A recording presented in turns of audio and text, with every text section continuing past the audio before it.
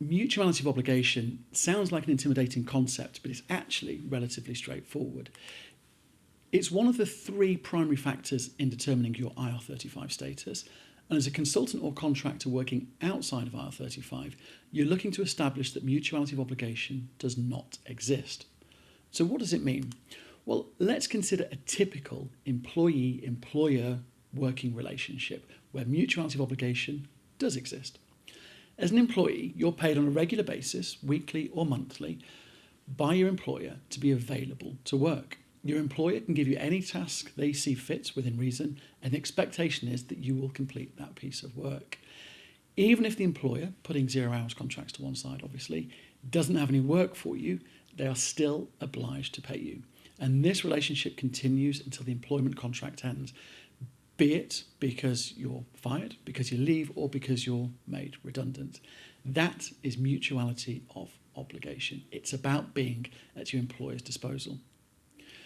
As a consultant or contractor working outside of IR35, this mutuality should not exist.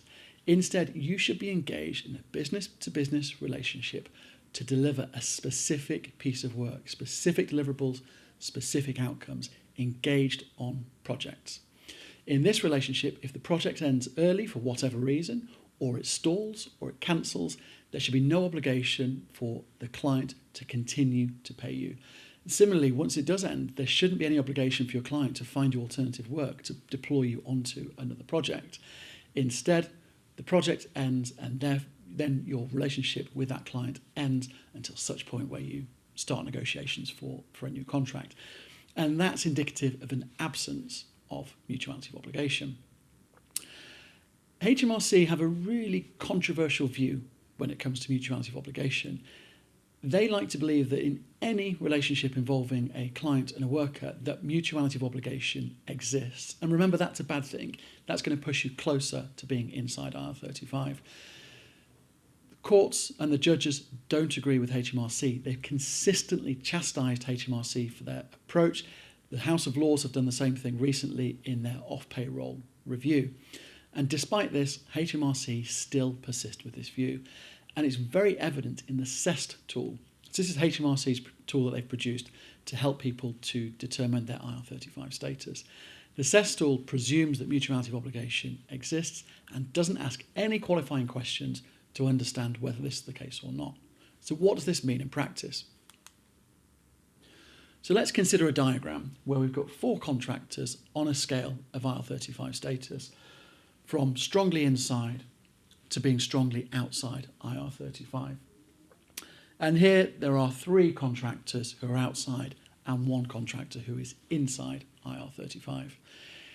If we were to use the CEST tool to come up with a determination, it would be assumed that mutuality of obligation existed, and the net result is this.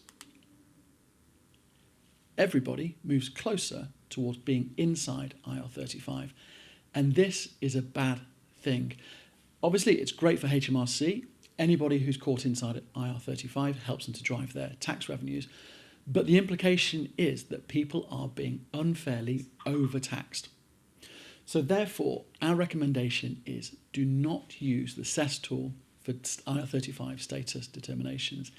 Instead, the best advice is to go out and seek a specialist IR35 advisor and somebody who can provide more robust and well-rounded status determinations that take full account of case law.